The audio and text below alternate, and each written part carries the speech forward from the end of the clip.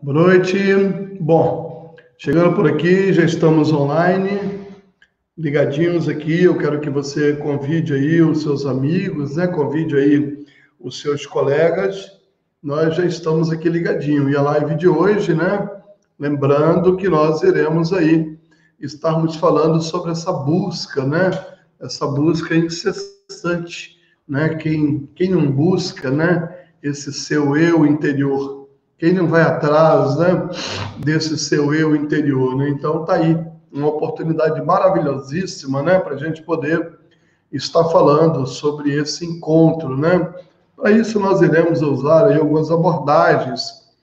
Eu estou trazendo para isso aí o doutor Manuel Messias, né, que é um psicanalista muito experiente, né?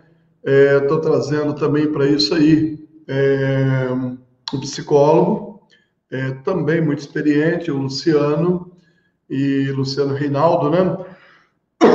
Enfim, então nós teremos uma oportunidade boa, né? Maravilhosa, eu diria assim, para nós aproveitarmos esse momento, né? Para poder divulgarmos esse trabalho aí fantástico, né? Então, você que ainda não teve a oportunidade, né, de compartilhar, né, sobre isso e falar sobre essa busca, né, sobre esse eu incessante que a gente está sempre atrás dele, né, se descobrir, né, se conhecer, né? Então, ou seja, é uma grande oportunidade para você. Então, não esqueça, não deixe, né, de convidar as pessoas, não deixe de compartilhar, né, com as pessoas, tá bom?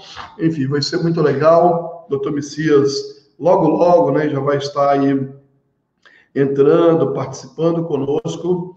E eu quero aqui anunciar, né, um evento maravilhoso que nós iremos realizar em breve.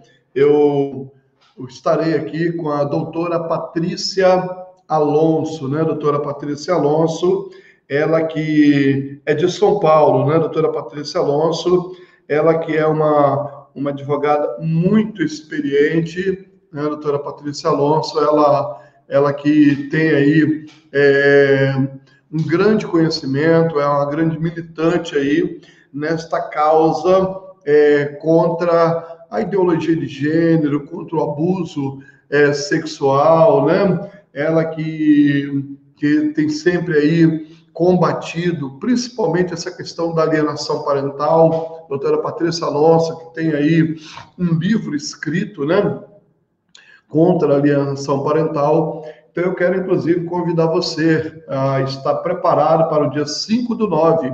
Isso mesmo, tá? Dia 5/9 será um sábado, 3 horas da tarde. Então, ou seja, um pouquinho antes, né, do grande dia aí, né, grande dia da nossa bandeira, né, ou seja, né, dia 7 de setembro, né, vamos pensar nisso, tá? Então, dia 5/9, nós estaremos aqui reunidos para poder falarmos um pouquinho sobre essa questão da alienação parental, ok? Não deixe de participar, dia 5/9, 15 horas da tarde. Eu vou mandar o convite, com certeza, né? Você vai receber aí o convite e vai ser uma boa oportunidade para você. Enfim, comece a convidar aí as pessoas, ok? Será muito importante você convidar, você participar, você dizer, ó, já estamos ao vivo, não deixe de estar participando, né? Enfim, e eu tenho certeza que será uma boa oportunidade, né, para poder você aprender mais sobre essa coisa do comportamento, né, essa coisa do eu, né? Como que funciona isso, né? Esse encontro, né? Com a minha pessoa, esse encontro com esse eu interior, né? Como que funciona isso, né? Como que Jacques Lacan vai trazer isso para a gente? Como que isso vai ser conhecido, né? Dentro de nós, né? Como que isso vai ser conhecido? Então, enfim, eu tenho certeza que vai ser uma grande oportunidade. Eu já estou compartilhando aqui com alguns grupos, compartilhando aqui com o próprio Facebook, compartilhando com os grupos de WhatsApp, né? Então, se você quiser ir lá pegar, entendeu? No meu próprio Facebook, né? Para poder compartilhar com outros grupos, enfim, será uma oportunidade muito boa. Eu tenho certeza que muita gente precisa conhecer, tá? Sobre como funciona esse meu eu interior, como é que funciona. Eu estou aqui, né, enquanto eu falando com você aqui, você compartilhando com os seus grupos, eu estou também aqui compartilhando com os grupos aqui do Facebook, aguardando aí o doutor Manuel Messias, aguardando o psicólogo Luciano, que está terminando um atendimento e já está vindo para cá, né? O doutor Messias com certeza também já está tentando entrar aí, né, pelo link que foi enviado para ele, tá bom? E, enfim, são experiências muito boas que a gente vai trazer aqui dentro do SET analítico, né? Dentro da experiência psicológica, dentro do gabinete, né? Dentro do consultório de analisandos, né? De analista analisando, para você poder conhecer aí as diversas abordagens, as diversas formas, né? As diversas formas de compartilhamento desse meu eu, ok? Bom, doutor Messias já tentou entrar aqui, enfim, né? Ele não conseguiu, mas ele já vai tentar retornar de novo. Eu tenho muitos grupos que eu faço parte e nesse momento eu aproveito para compartilhar com todos esses grupos, tá? Que eu tenho aqui no Facebook. Querido, vai convidando aí as pessoas, não perca essa oportunidade, é uma oportunidade maravilhosa para você. Vou mandar aqui para o Manuel Messias, né? Te aguardando, né? Te aguardando. Enfim, vou tentar enviar o link para ele também pelo Facebook, né? Pelo Gmail dele, né? Na verdade, eu tentei pelo Instagram, mas ele não conseguiu entrar, né? Até agora, eu vou tentar mandar mais uma vez aqui.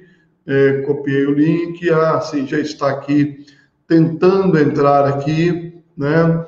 Enfim, deve estar com algum problema lá pelo Facebook dele, ou lá pelo canal dele do StreamYard, né? Mas enfim, daqui a pouco já estaremos juntos. Só acabar de ver aqui com ele o que está acontecendo, para ver se ele consegue acessar, né? Enviar de novo o link aqui para ele. Ok. Vamos ver se ele consegue acessar de novo agora. Ok, voltando aqui já. Enfim, colocou ali já live teste. Enfim, nós estamos aqui somente aguardando o nosso querido e amado Manuel Messias. Querido, é muito interessante quando você começa a entender essa coisa do eu, né? Como funciona, né? Quem é esse eu? Como que comporta este meu eu dentro de mim? É interessante a gente poder entender isso, né? Porque a gente vai ter algumas informações muito importantes, né? Como que funciona, né? Quem é esse eu? Como que é, né? Esse eu dentro de mim? E como que eu me comporto ao acessar esse meu eu? Entendendo, então, que a gente tem dentro de nós algumas imagens, né? Nós temos aqui algumas imagens no nosso interior. Nós temos algumas imagens dentro de nós, né? E lembrando que geralmente a gente carrega 3 eus, né? Lembre-se bem disso. Eu carrego dentro de mim 3 eus, né? O primeiro eu aí a gente poderia determinar como aí um eu dissimulado, né? Quem é esse eu dissimulado, né? Quem você finge ser, né? Bom, é uma imagem que você projeta para o mundo, né? Então, ou seja, você finge ser esta pessoa que, na verdade, você acaba não sendo esta pessoa, né? Enfim, então, lembrar disso, né? Que você carrega esse seu eu aí, né? Com frequência, ela é baseada menos em quem você realmente é e mais em encobrir quem você tem medo de ser. Então, preste bem atenção, tá bom? Preste bem atenção nisso. Quem é esse eu? Né? Como que ele se comporta? E para isso, para você descobrir isso, tem algumas perguntinhas, né? Umas perguntinhas básicas, né? Como que você gosta de ser visto? Né? Pare e pense nisso. Como que você gosta de ser visto? Pare e pense nisso.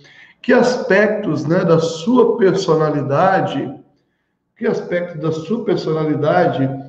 você espera que as pessoas percebam em primeiro lugar?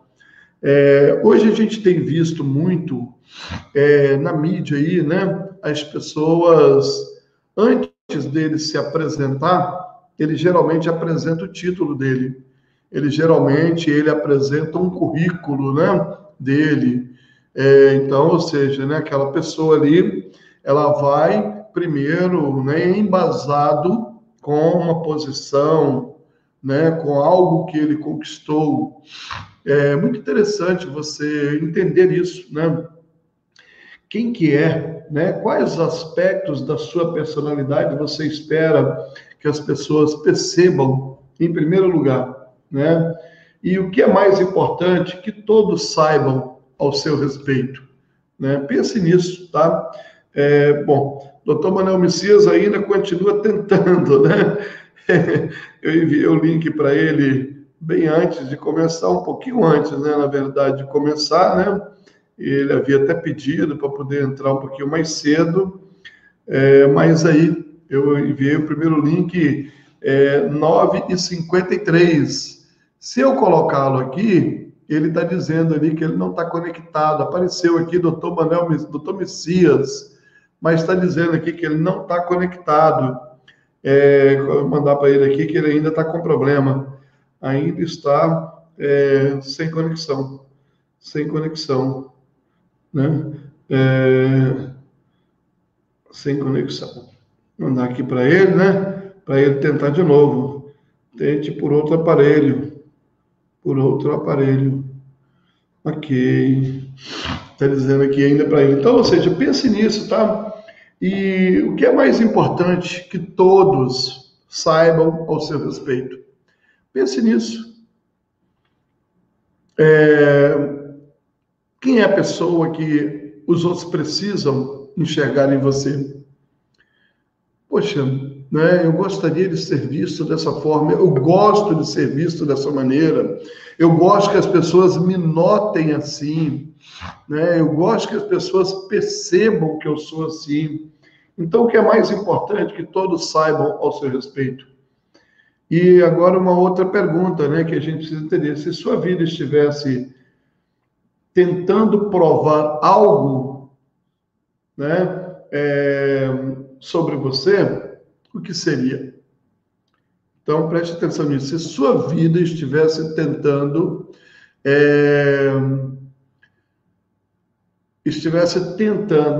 provar algo sobre você, o que você seria? Então, pense nisso. Pense que você está sempre escondendo um eu, né? Um eu que, na verdade, nós chamamos aqui de eu dissimulado. Bom, para isso eu gostaria que você lembrasse de uma frase, né, que eu gosto muito dela, é uma frase de Sócrates. Sócrates, ele fala assim: a vida não analisada não vale a pena ser vivida. A vida não analisada não vale a pena ser vivida. E uma outra forma de eu entender isso seria o quê, né? Que além de eu carregar um eu dissimulado, eu vou carregar o quê? Uma autoimagem negativa. É muito comum mesmo, Você está diante de uma pessoa e essa pessoa, em todo tempo, ele está tentando se justificar. Ele está tentando apresentar alguma coisa, entendeu? Para poder mostrar uma imagem dele ou então tentar tapar uma deficiência que ele tem ou uma ineficiência.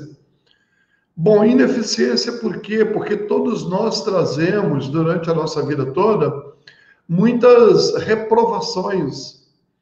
É muito comum, né, você encontrar as pessoas no consultório e a pessoa está sempre falando assim, se tem alguém que eu me sentiria mal na minha vida, é uma perguntinha que a gente sempre faz, né, para as pessoas, né? Quais são as pessoas que te deixam bem, que te fazem sentir bem, e as pessoas que te fazem sentir mal? E essas pessoas vão sempre dizer assim, quem me faz sentir mal é meu marido, meu pai, minha mãe, né? Eles me fazem me sentir muito mal. E essas pessoas geralmente estão carregando o quê? Carregando uma autoimagem negativa. Lembrando que, na verdade, né, a gente precisa entender que dentro de nós, para cada uma palavra positiva, nós vamos receber 8 palavras negativas. Então, uma criança, né, ela está sempre ouvindo palavras negativas. Ela está sempre sendo estimulada mais para o negativo do que para o positivo. É tanto que eu já falei aqui, vou repetir, né, em outras lives, que 98% dos adolescentes vão chegar na sua adolescência com a sua autoimagem negativa. E aí, quando você vem para o consultório, essa autoimagem, então, ela vai precisar, né, de ser reconstruída.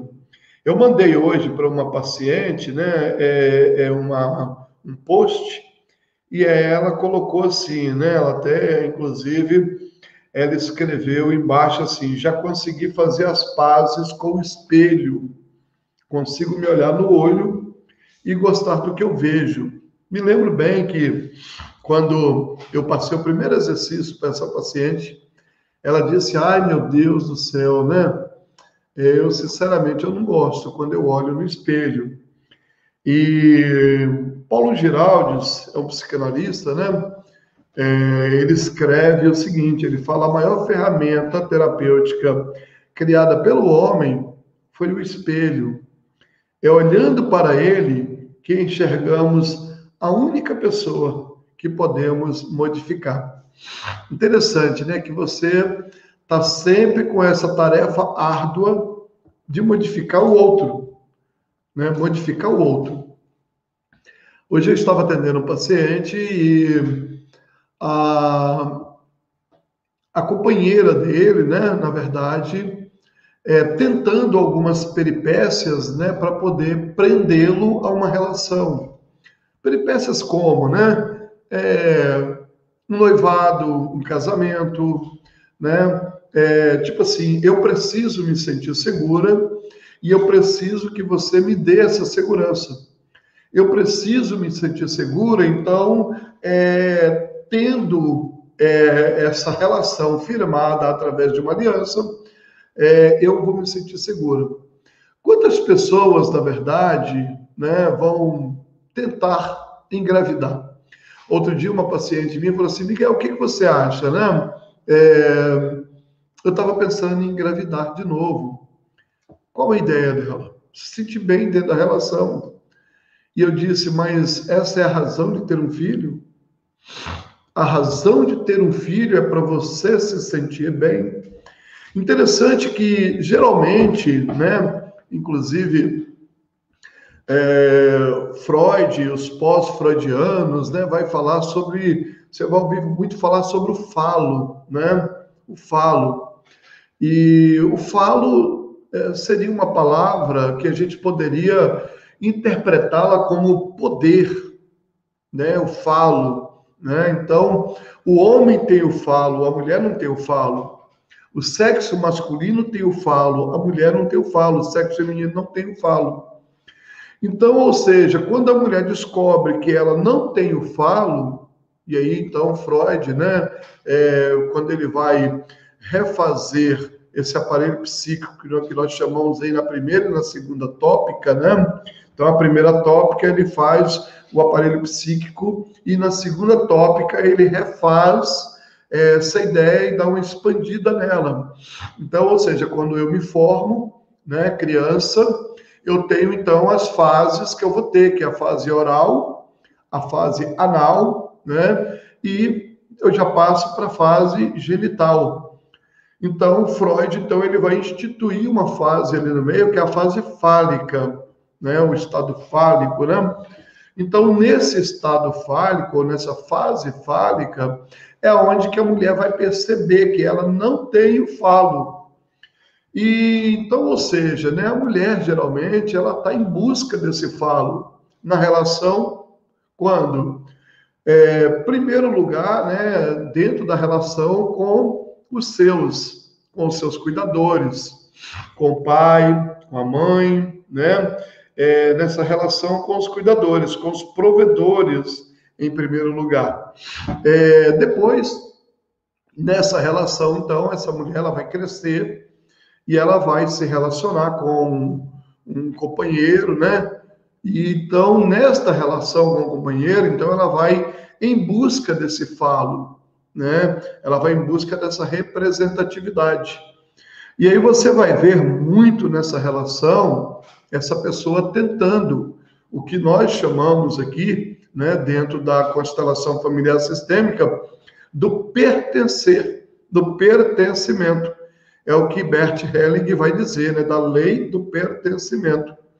É tão interessante que quando eu não pertenço a um ambiente, eu literalmente eu estou perdido dentro dele, eu estou literalmente sem encaixe nesse ambiente. Então, a minha consciência ou o meu inconsciente, ele literalmente ele não tem um movimento natural, né? Esse movimento natural seria aquele de eu estar bem, né? Eu pertencer a esta família, ou pertencer a este lugar.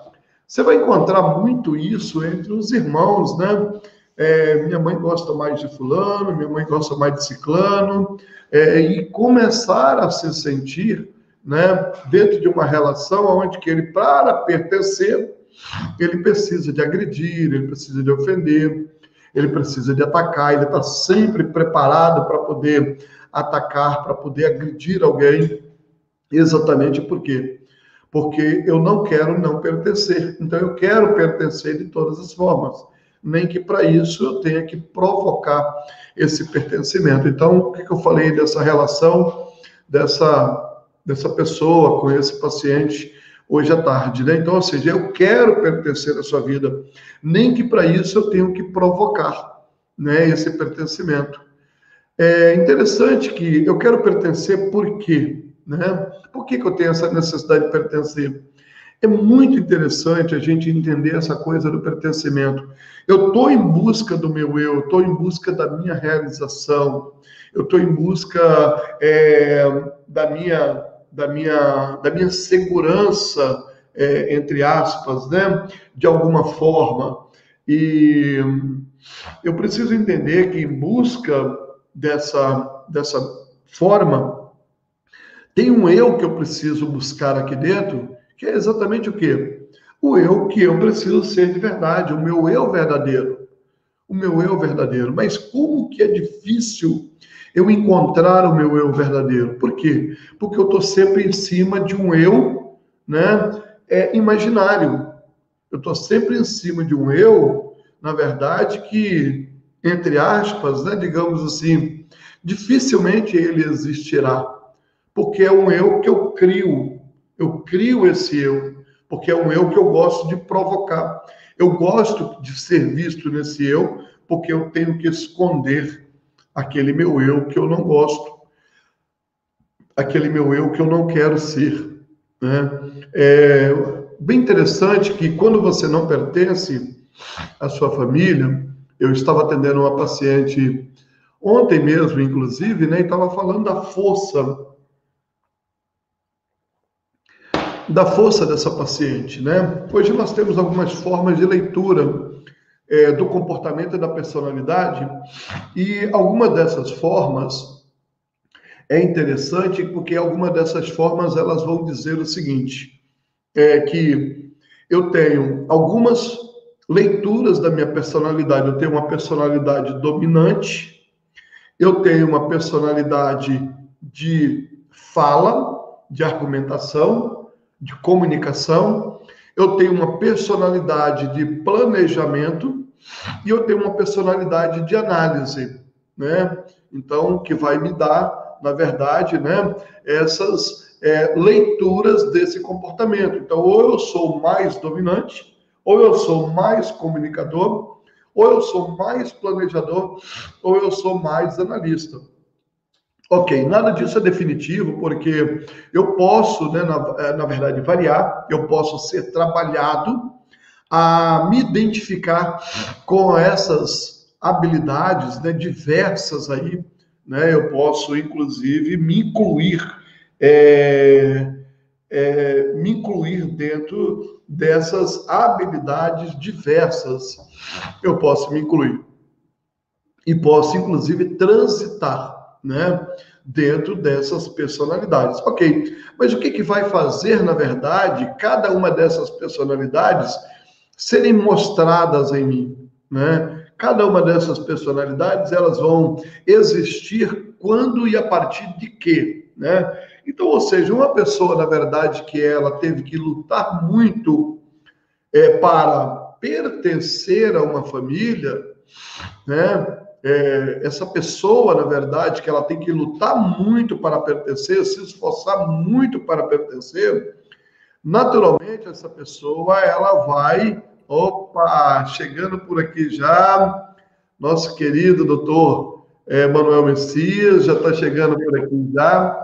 Deixa eu só concluir, então, esse raciocínio, já te coloco aqui, já com todos nós.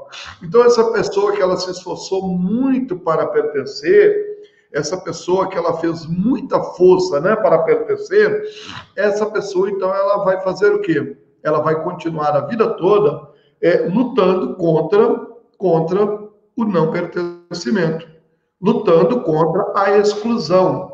Então, essa pessoa, ela precisa pertencer com muita força, que vai dar para ele o quê? Vai dar para ele o controle. Então, ele é uma pessoa numa relação muito controladora, muito dominante numa relação. Então, ou seja, eu só pertenço se eu controlar, se eu possuir. Então, é assim que eu sou pertencente. Então, eu tenho que ser aceito, porque eu não aceito mais ser excluído, como eu fui.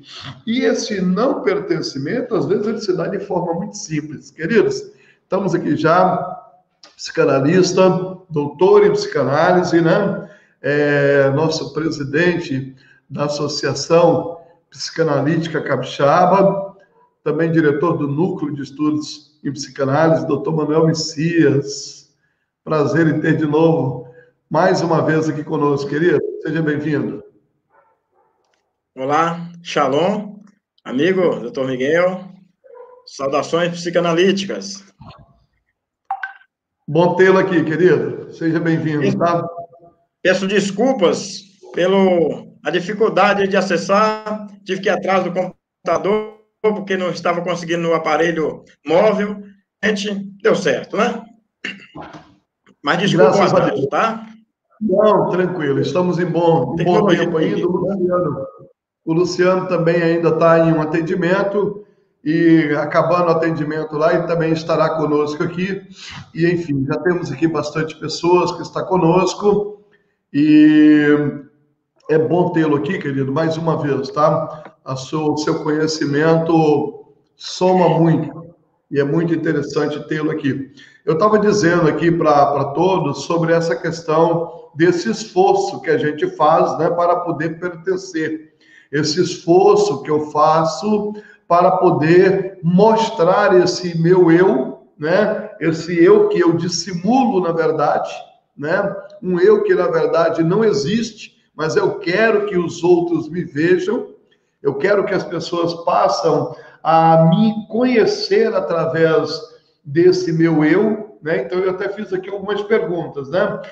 Quem é esse eu dissimulado, né? Esse eu que finge, né? Que finge ser. E eu falei aqui de algumas perguntas. Como eu gosto de ser visto. É uma delas. Que aspectos da personalidade você espera que as pessoas percebam em você em primeiro lugar, né? O que é mais importante que todos saibam ao seu respeito? É uma outra pergunta também que a gente faz, né? E se a vida estivesse tentando provar algo sobre você, o que seria, né? Doutor Messias, diante disso, o que traz para nós aí esses pensadores aí como Freud, como Jacques Lacan, como Carl Gustav Jung, né? O que esse povo aí da psicanálise traz para nós?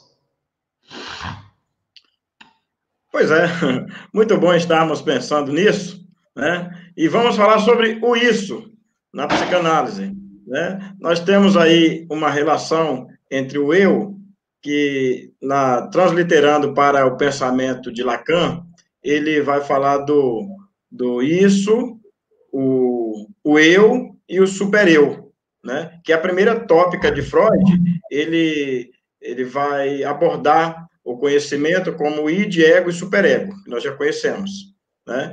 E vamos pegar outros teóricos, como os das relações objetais, para a formação desse eu. Melanie Klein é a grande teórica da formação objetal. Como o eu é formado, como nós conseguimos desvencilhar do isso, né? Como nós conseguimos sair dessa condição totalmente egoísta, né? Que enquanto isso tudo está na base da formação, do desenvolvimento do ser humano. Então, quando nós começamos a nossa vida, ou a dinâmica da vida, já logo saindo aí da vida intrauterina, né? Saiu da vida intrauterina, ainda há uma simbiose muito forte, né? O bebê, ele entende que ele é um só com a mãe, né? Então, ele ainda não é ele. Depois, ele vai passar para uma outra fase, que é essa fase de um narcisismo primário, né? No narcisismo primário, vai surgir aí esse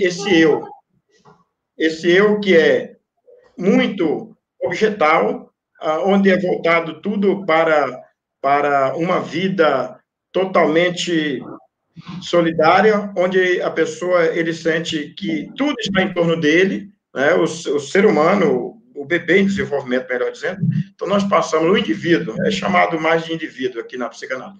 O indivíduo entende que, enquanto ele está constituindo a sua formação do seu eu, ele passa por essas fases que são bastante dramáticas, né?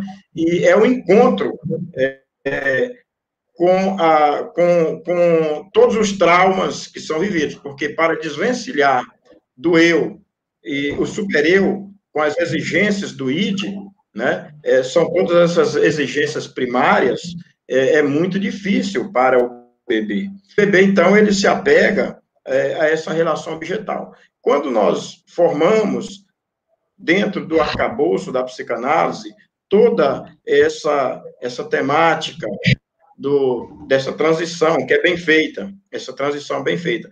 Por que eu digo transição bem feita? Porque os pais, eles são preponderantes na formação desse eu.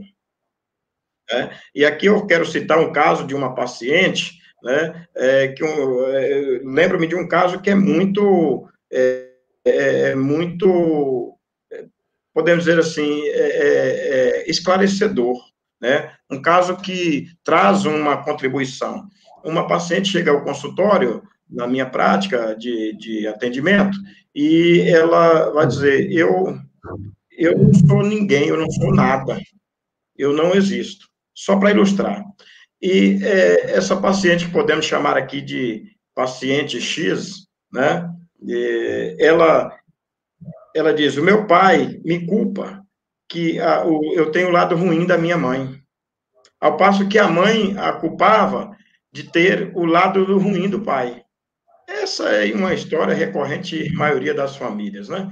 Que quando há uma ação ruim do filho, o cônjuge tende, em muitas famílias, a, a fazer essa culpa direta, né, para o outro cônjuge. Olha, você está puxando a família de seu pai, ou você está com a natureza da sua mãe. Então, o lado ruim que ela tinha ela se sentia nesse meio. Ela dizia, eu acho que eu sou isso mesmo. Eu sou o de ruim do meu pai e o de ruim da minha mãe. Né? E aí, para ilustrar isso, Lacan traz isso para a clínica e diz que é a demanda do analista. Né? O analista ele tem que encontrar aí, porque vai perguntar o que eu devo fazer. Né? O analista, inicialmente, ele não tem a resposta. Aí, apesar de que ele sabe que ele tem, porque a demanda está ali para ele ouvir, é na escuta, e nessa escuta ele tem, mas ele não pode dizer eu tenho. Porque qual é a função dele? É ajudar, proporcionar, né, propiciar ali o ambiente para que esta pessoa ele encontre. Então, eu quero só ilustrar com esse caso, ela existe na maioria das pessoas. E é na análise, né? Se nós formos fazer uma pesquisa rápida, nós vamos ver que o encontrar com eu, nós vamos encontrar respostas ali, ou alguma sugestão nas ciências místicas, nas ciências de meditação, né? Não estou falando isso de uma forma pejorativa. É claro que o coaching tenta também explicar isso hoje, e de fato, as pessoas precisam se encontrar, porque ele não pode se tornar um ser humano de massas, né? Um indivíduo das massas. Ele precisa encontrar consigo próprio. E para isso é preciso na análise para que ele faça o ajustamento. O que está trazendo a angústia na vida dele? Qual é essa demanda? Nessas relações objetais, o que ficou separado ali? Porque as exigências do ID, elas estão em contraste com a demanda do eu. E esse eu, ele vai procurar se identificar realmente com aquilo que com essa ruptura do id, que Lacan chama de o isso, né? Com essa ruptura, mas esse distanciamento, ele não pode ser traumático. O que acontece muitas vezes é que ele é traumático. Aí está a fonte dos desejos. Aí nós encontramos, neste particular, que o ser humano ele vai se identificar realmente para o mundo externo, porque ele tem as exigências do id, que é interno, ele tem que formar o seu eu, e ele precisa agora acabar formando com o que os outros são. E aí são, na verdade, todas essas manifestações do mundo externo. Essas manifestações do mundo externo que nós nos relacionamos o que vai formar o super-eu, porque não tem como falar no eu sem falar do super-eu. Na primeira tópica de Freud, até 1920, ele traz realmente esta identificação, falando nas pulsões. Para atender isso, num dualismo, né, em que tinha-se a demanda do eu, né, o eu, versus a demanda sexual. Então, essa pulsão do eu, dessa demanda do eu, com a pulsão sexual. E o ser humano era formado, basicamente, nesse dualismo. Com as descobertas, o advento, né, do narcisismo, quando ele escreve sobre o narcisismo, em 1914, e a partir de 1920, ele vai discorrer numa outra tópica, encontrando agora este eu, fazendo uma análise muito mais aprofundada nas relações objetais. Então, nós encontramos nessa primeira tópica que para a formação do id, né, do eu, essa demanda do id ela é muito forte. Então, você tem a pulsão do sexual, né, essa demanda. E para atender essa demanda, a primeira relação objetal que nós estávamos falando, do objeto, vai ser a mãe, porque é a mãe que vai tocar o filho, é a mãe que vai ser o objeto, a fonte de satisfação desse prazer, né? E a mãe vai formá-lo realmente naquilo que Freud chama, no advento ali,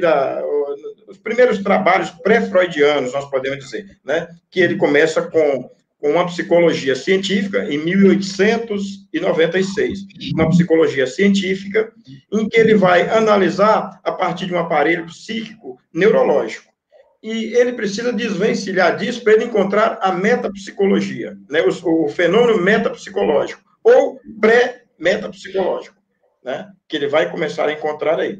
E quando ele descobre isso a partir do advento do narcisismo, com o narcisismo, ele vai entender que todo ser humano, ele passa por essa fase do narcisismo. E nós somos narcisistas. Quando nós falamos do eu, para entender, né? Estou falando de uma forma um pouco técnica, mas quando nós falamos do eu, que em outras palavras é o nosso ego, né? O ser humano, se tirar o ego, o ser humano perde-se o prazer de viver, né? O ser humano não tem mais o que está muito relacionado às pessoas que são muito tímidas, as pessoas que são melancólicas. E quando eu falo em melancólico, eu estou falando dos 4 temperamentos que os colegas conhecem bem, né, na teoria hipocrática, né, de Hipócrates, desde Hipócrates, que ele define o ser humano nesses 4 temperamentos, né? Daí está, para Hipócrates, lá a sede das doenças, das relações, enfim, o ser humano como ser fleumático, o ser melancólico, fleumático, sanguíneo e colérico, né? Então, esse ser humano que está mais voltado para o narcisismo, ele é o ser humano das angústias, a primeira pulsão sexual que ele não conseguiu se desenvolver. Então, ele é melancólico e essas angústias o trazem a ansiedade. E ele sofre mais, ele é mais sofrível. Não quer dizer que nos outros temperamentos não tenha. Claro que tem, mas eu estou falando nesse ser humano que não conseguiu desvencilhar dessa fase. E quando há esses bloqueios, né, porque para romper com essa fase primeira da pulsão, né, para ele conseguir entrar diretamente para entender o seu eu, desvencilhar dessa relação objetal com a mãe, depois ele vai começar a entender como o que Lacan chama dos restos, né? Lacan chama dessa relação da constituição do eu, né? Essa constituição do sujeito aqui, do eu, ele fala que ele passa por essa fase de entender o que é o resto, que é pegar um pouquinho de cada coisa.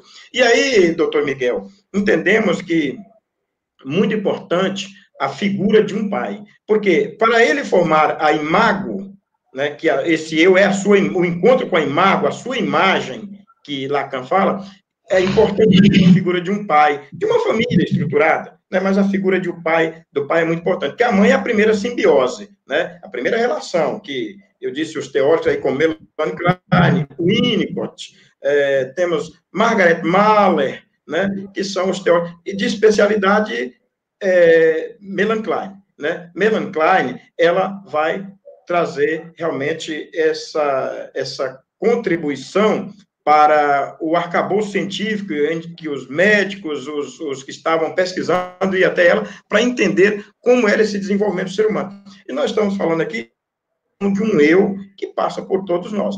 Então, essa formação, quando o ser humano ele não passa de uma forma, de uma transição que é realmente estruturada no bom sentido, eu estou falando de estruturada de uma família, de viver cada fase dessa, de fazer a transição, mas não quero dizer com isso que a família é estruturada, porque há muitas famílias que, embora são de classe média, são famílias muito educadas, são famílias que têm um bom poder aquisitivo, que têm uma boa educação, e ainda assim elas têm algumas dos comportamentos que não foi resolvido da sua própria vida, nessa formação do eu, que ele vai passar para uma criança, o que de uma mãe ansiosa, que é o espelho para o filho ansioso, né? Então, nessa formação do eu. E quando nós entendemos isso, Hoje nós temos aí muita gente sofrendo, muita gente com angústia, muita gente com depressão, muita gente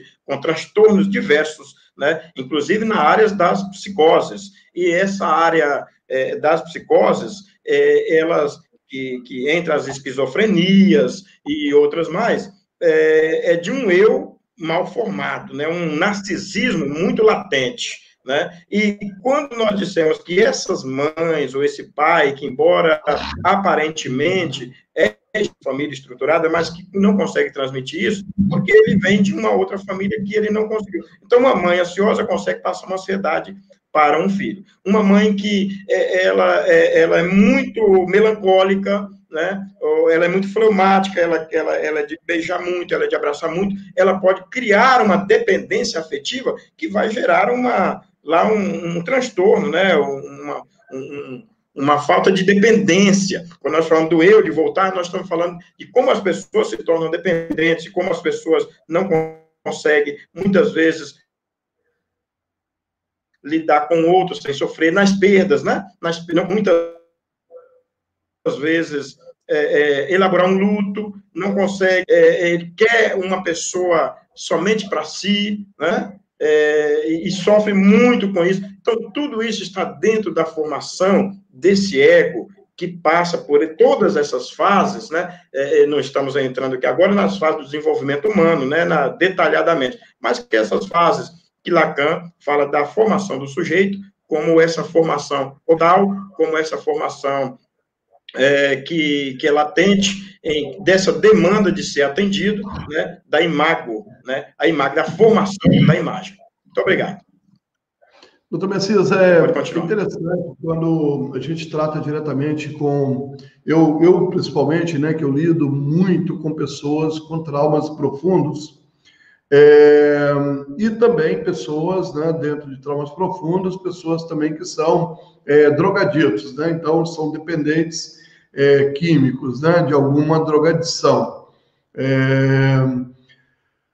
Dentro dessa linha, Lacan, inclusive, Jacques Lacan, ele vai traçar, né, um falo ou um estado fálico, na verdade, né, que foi literalmente, né, dependente de uma castração ou, né, com uma castração em exagero, né? Então, essa figura, você falou aí da figura do pai, né? Essa figura paterna, literalmente, ela foi tirada, ela foi não escrita, como Freud vai dizer, né? Ela não foi escrita da forma como ela realmente deveria ser. Bom, você disse aí antes sobre a questão desse estado e dessa dependência ou dessa relação com a mãe.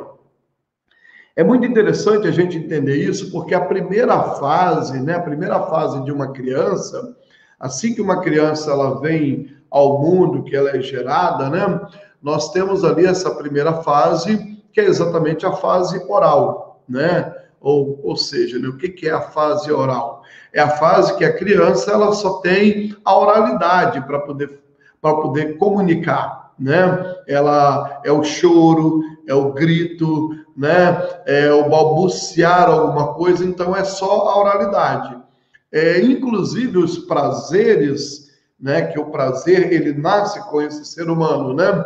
As pulsões aí que Jacques Lacan vai dizer, né? Então esse prazer que Freud vai dizer que todo prazer é um prazer sexual. E a gente tem que entender que esse sexual é exatamente porque tudo se converge, né? Exatamente no sexo, né? Então, naturalmente, não é que a pessoa já nasce com desejos de sexo, né?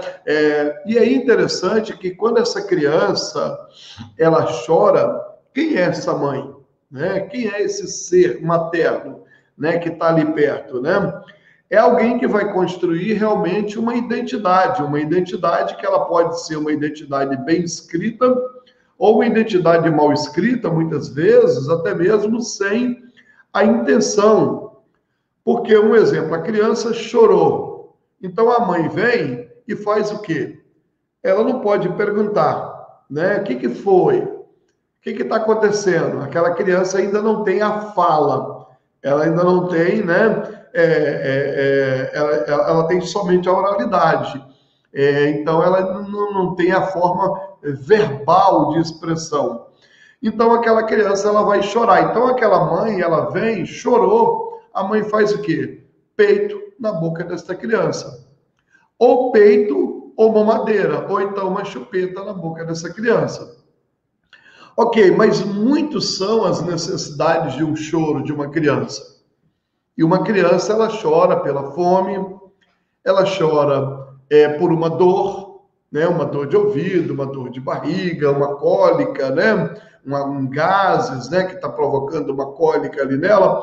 Às vezes, né? Ela chora por causa de uma etiqueta que está agarrada naquela roupa ali, está ferindo ela, um brinquedo que estava ali debaixo dela, preso, né? Alguma coisa assim.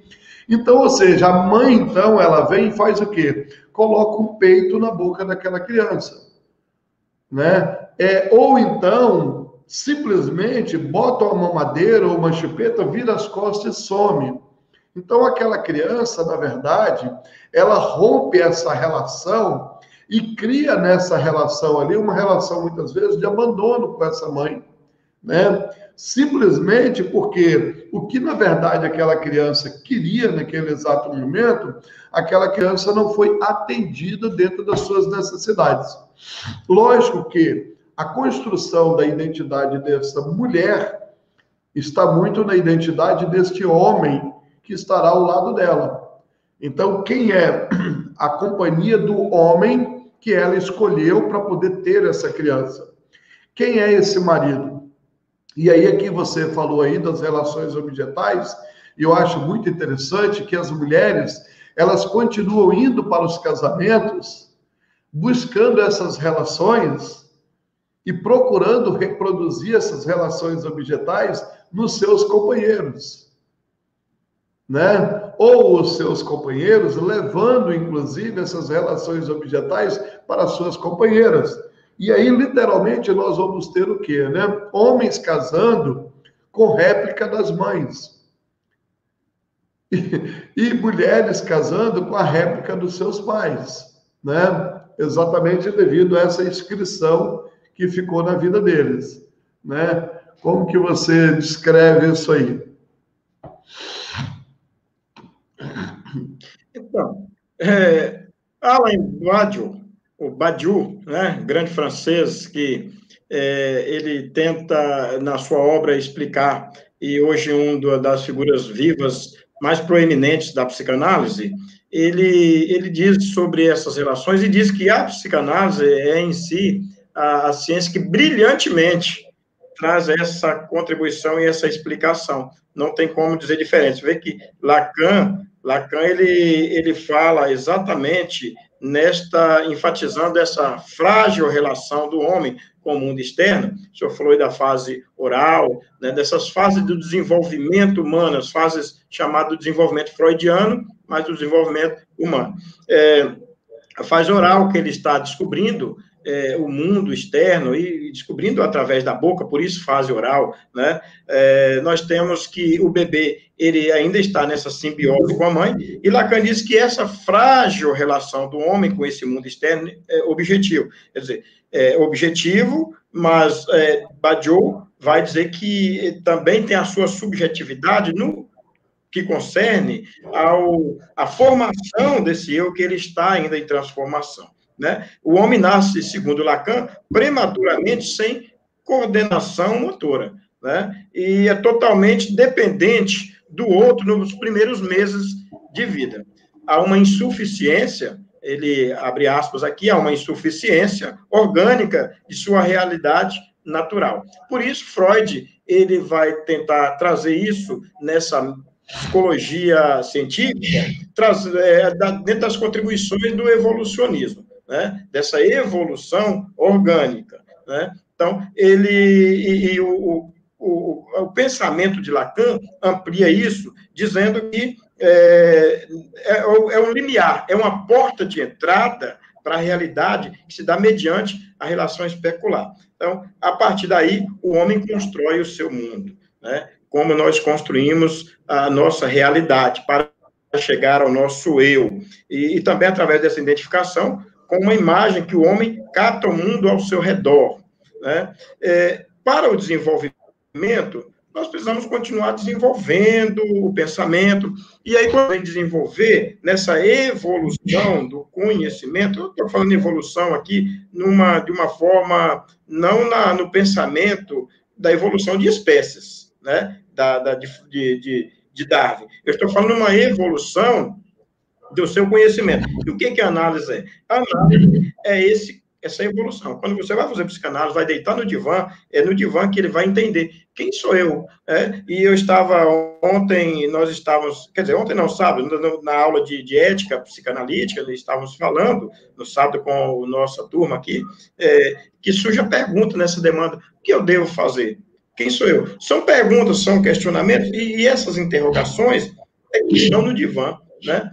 E para o analista, é que ele vai, através do método da transferência, né, da boa transferência. E interessante, doutor Miguel, que esse instituto, vamos chamar assim, essa instituição da transferência dentro da psicanálise, ela se dá num cotidiano, melhor, num limiar constante. Não quer dizer que você tem o seu analisando, que nós temos analisando, que teve uma transferência em determinado momento, e que ali conquistamos aquela transferência para uma efetiva cura, para chegar às suas demandas.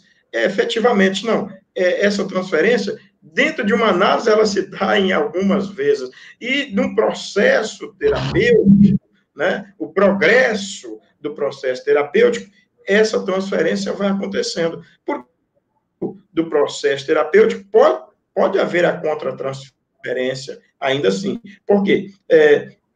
E o analista, ele nunca pode ter respostas prontas, né? Ele tem que dar um lugar, ele tem que colocar o analisando realmente a pensar, a levar o pensamento às suas consequências. E todo ser humano da psicanálise, todo o cliente da psicanálise, que é um cliente neurótico, né? Eu digo neurótico aqui no sentido amplo da palavra, que todos somos neuróticos, obviamente, alguns. Interessante falar que todos somos neuróticos. Difícil as pessoas falarem assim, mas eu sou neurótico. Todo mundo é cliente para psicanálise. O ser humano está dividido em 3 categorias, assim nós entendemos. 3 categorias. E alguns são psicóticos, né? Neuróticos, psicóticos e perversos. Justo, e perversos. Aí a pessoa escolhe onde ele quer ficar. Eu prefiro ficar com o neurótico. Eu prefiro o neurótico também. Neurótico. Então, o psicótico, ele já teve uma visão na formação desse eu. Porque o problema das psicoses é exatamente isso aí, né? Porque o indivíduo, ele tem uma cisão no narcisismo. Essa procura do eu, ele ficou no narcisismo primário, e esse narcisismo primário não evoluiu, ou ele pode regredir também nos mecanismos de defesa, porque quando nós falamos da imagem, a construção do eu, nós estamos falando nesses mecanismos de defesa, né? E há uma resistência, muitas vezes, na clínica, para a gente acessar os mecanismos de defesa e progredir, né, na remoção dos sintomas. Então, o psicótico, o indivíduo borderline, o esquizofrênico, em algum grau, eles são narcisistas, especialmente os narcisistas, eu digo do narcisismo primário, porque todos nós temos um grau de narcisismo, mas eu digo narcisismo primário, que ele não conseguiu fazer essa transição para o ego.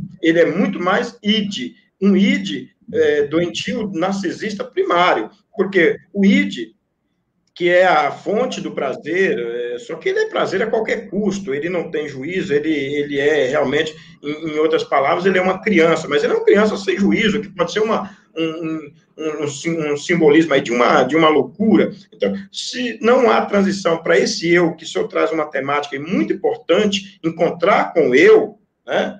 E volto a falar aqui, insistir nessa ideia de que se as pessoas fizerem uma busca rápida aí, talvez no Google, ou em outras pesquisas, ele vai encontrar procurar a procura do eu, como encontrar com o eu, ele vai encontrar apenas de uma forma de meditação, ele vai encontrar com uma forma, talvez, até mística, né?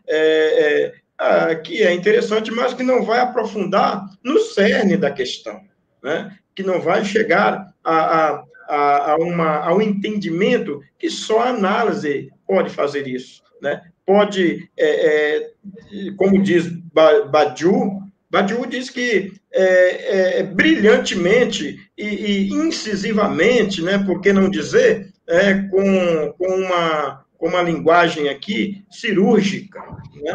É a psicanálise que vai poder levar o indivíduo a entender esse eu. E o Lacan, né, o grande psicanalista Lacan, ele diz que é como reflexo do espelho. Né? É o espelho, a imagem que se reflete. Por isso a ideia da imago, né, que se reflete. E ele vai na análise, ele vai encontrar um profissional treinado para que possa realmente interpretar essa demanda, fazer o seu silêncio, muitas vezes, né, o analista tem que se recolher muitas vezes do silêncio, para dar o lugar ao outro, porque nessa busca da imagem, ele está realmente buscando o outro.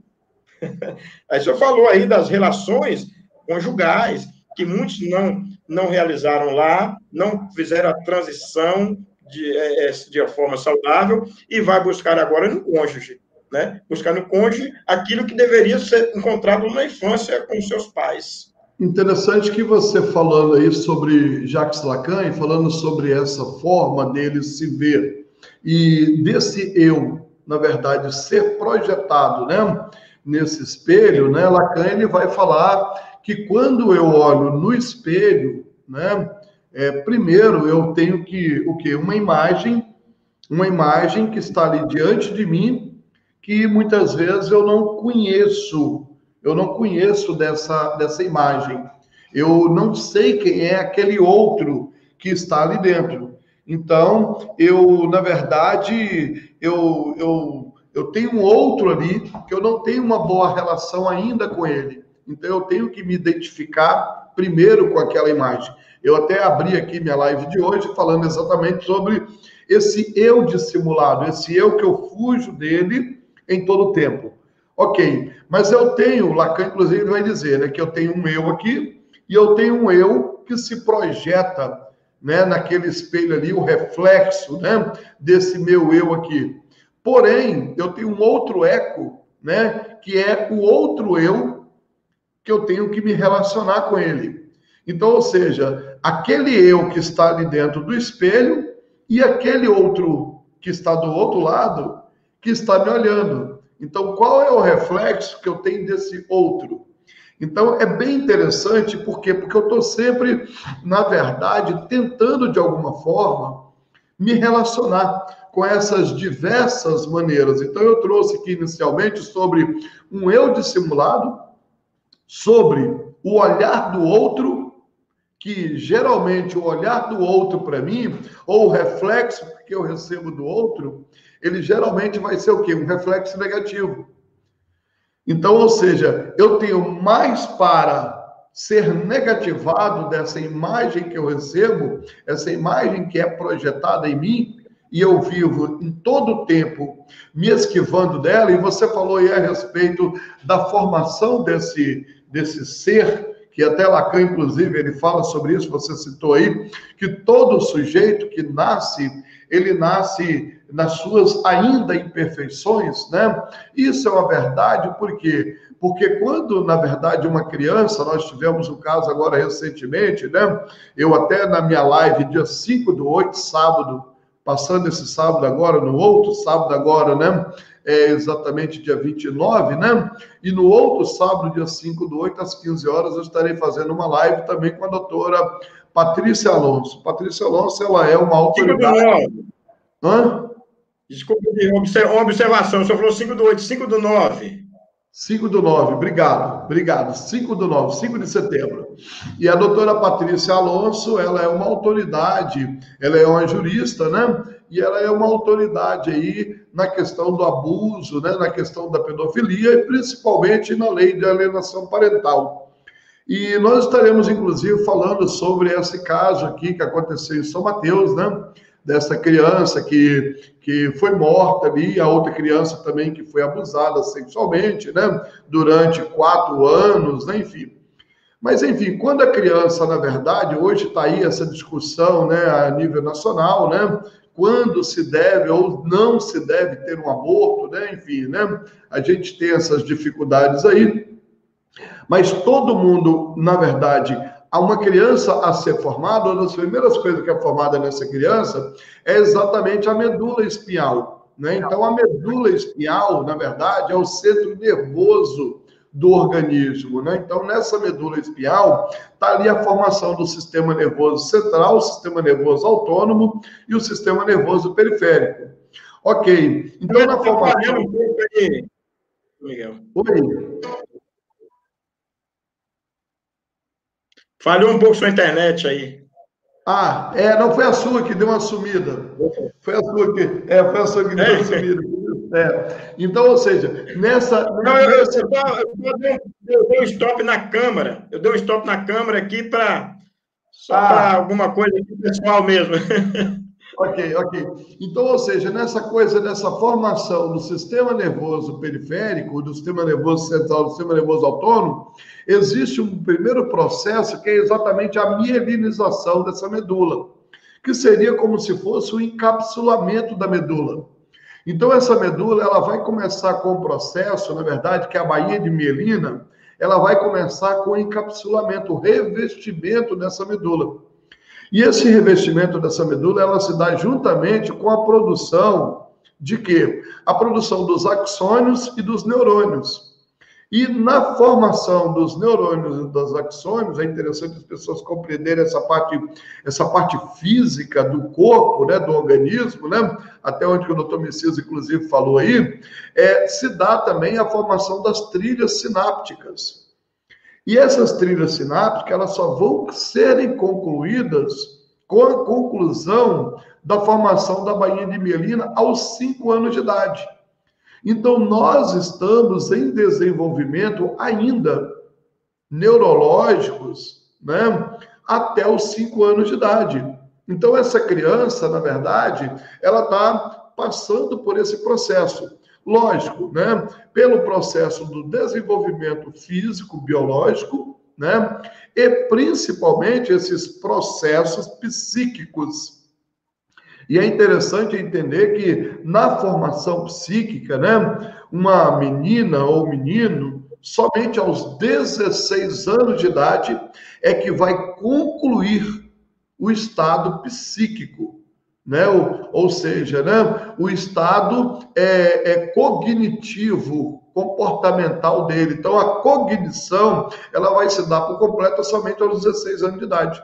Então, por isso, então, para que você entenda bem, o Estatuto da Criança e do Adolescente, ele tem as faixas etárias que elas precisam, na verdade, serem respeitadas e protegidas, que aos 14 anos de idade, um adolescente ele ainda não é capaz para tomar decisões. E algumas leis, elas têm tentado derrubar isso aí para os 12, 10 anos de idade. Isso é um crime absurdo.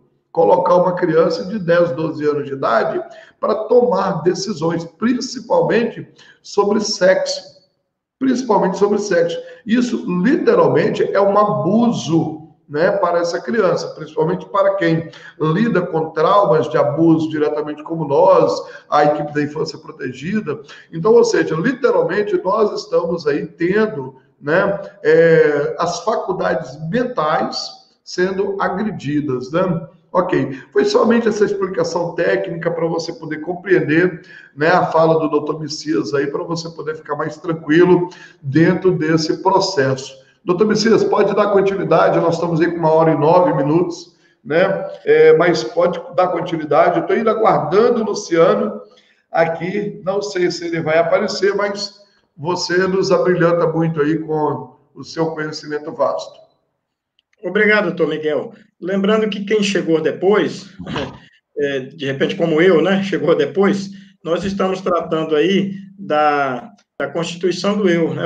Quem sou eu, como encontrar com o meu eu, é a proposição do senhor aí, como encontrar o eu, né, bem resolvido, de um sujeito, e eu digo aqui, de um sujeito bem resolvido, de uma pessoa que tem uma sanidade mental, né, que tem uma qualidade de vida e uma sanidade mental satisfatória. Eu acho que essa é a proposta do Dr. Miguel, de propor aqui como encontrar com esse eu, no meio de uma sociedade de massas que nós estamos vivendo, em que as pessoas, com toda essa avalanche de informações, com toda essa corrida da imprensa, né, do jornalismo e da informação também autônoma, né, com a tecnologia. Informações em que todas as pessoas dão as suas opiniões. Eu tenho dito que estão vivendo uma polarização muito grande, né? E isso entra no campo da ética. Eu quero transliterar isso para a formação do sujeito. Com isso, nós estamos percebendo que há pessoas que eles se perderam, porque ele se tornou um produto, lamentavelmente, um produto das massas, né? Zygmunt Bauman, um grande sociólogo que faleceu recentemente, ele tem uma obra vasta dentro dessa temática, e ele fala da sociedade líquida, né? Em que há relações líquidas, em que não há relações duradouras, em que as pessoas se perderam, se tornou aí um produto das massas. As pessoas que deixam se mudar o seu caráter, ou até o seu próprio modus vivendi, né? Dentro dessa dinâmica, né, em que a própria imprensa, hoje nós temos os canais famigerados de televisão, não vou nem citar nome para não fazer propaganda, né, e às vezes uma propaganda negativa, mas nós temos especialidade, um canal aberto no Brasil, que tem uma influência muito grande em muitas vidas, embora há um pensamento de que muitas pessoas entenderam que não seria interessante. Mas a televisão em si, hoje as redes sociais, se torna a pessoa se perdendo esse eu. Eu quero aqui trazer para dentro da nossa fala essa perda do eu.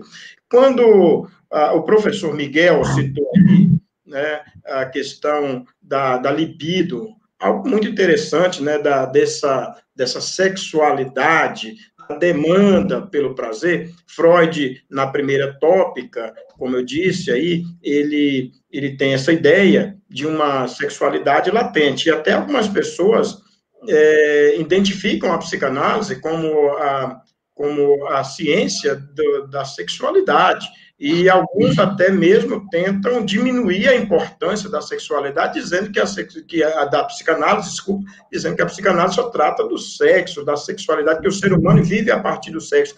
Não é verdade, há um equívoco, porque Freud, ele tenta explicar no início que o ser humano, ele é um ser afetivo, e ele fala na sexualidade como uma libido, que é o prazer da vida, e essa afetividade que nos simples gestos, nos simples comportamentos do bebê, ao sugar o peito da mãe, o prazer que ele vai encontrar, a fonte do prazer, até mesmo na velhice, né, usar essa afetividade como sexualidade. Mas Freud, ele vai procurar um outro viés, né, trazendo a ideia da libido, a partir da sua segunda tópica, da libido, que é a fonte do prazer, né? E, inclusive, quem levou isso com mais profundidade foram os demais psicanalistas, os seus discípulos, os seus pupilos, né? E daí o próprio Lacan, né? Então, que a sexualidade não é apenas, não é restrita, né?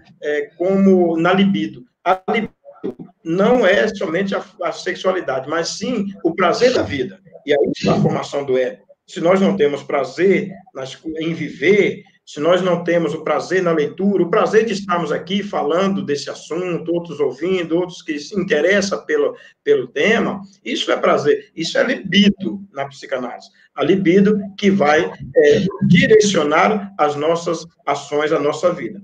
Eu queria...